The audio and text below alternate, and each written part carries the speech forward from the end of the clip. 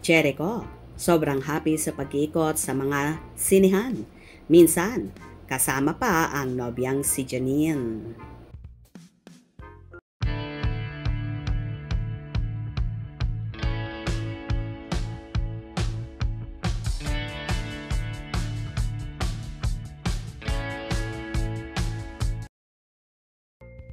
Sunod-sunod ang mga black screening ng pelikulang Quezon, kaya kahit paano, na-maintain ang kita nito sa takilya.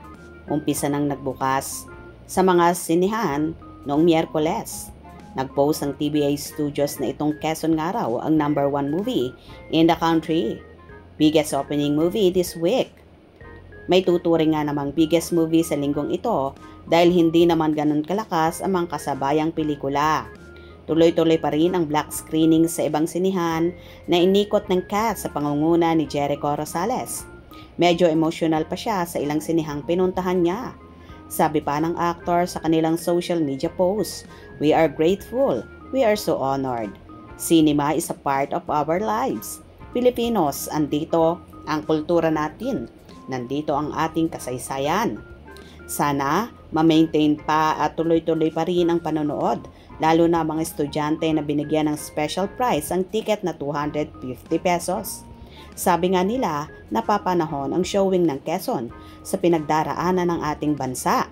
Isa nga sa naitanong kay Direk Gerald Tarog, kailangan ba natin ng bayani sa panahong ito? I am the Philippines! Alright.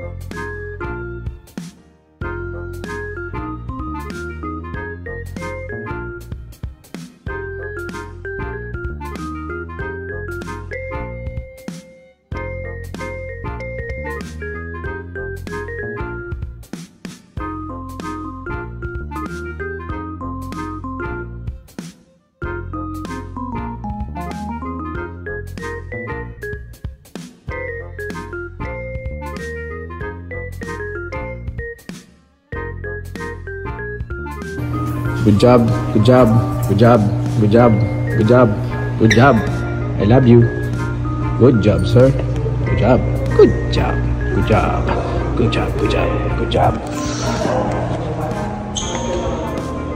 Good job.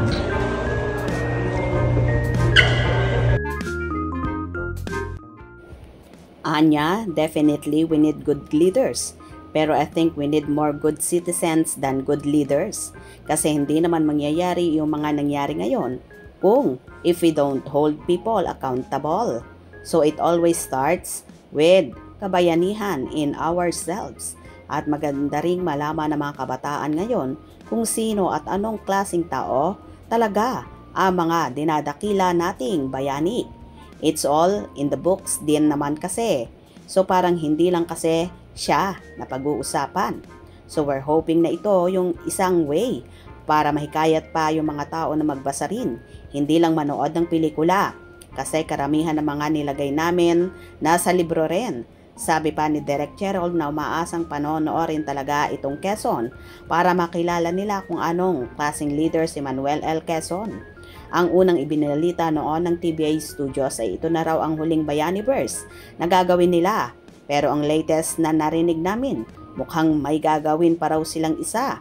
Totoo kayang mga kwento naman ni Ramon Magsaysay ang susunod nilang proyekto?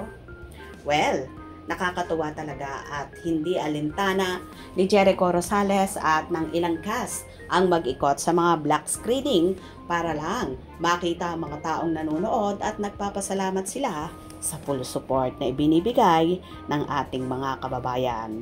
Kung nagustuhan nyo ang video na ito, comment down below.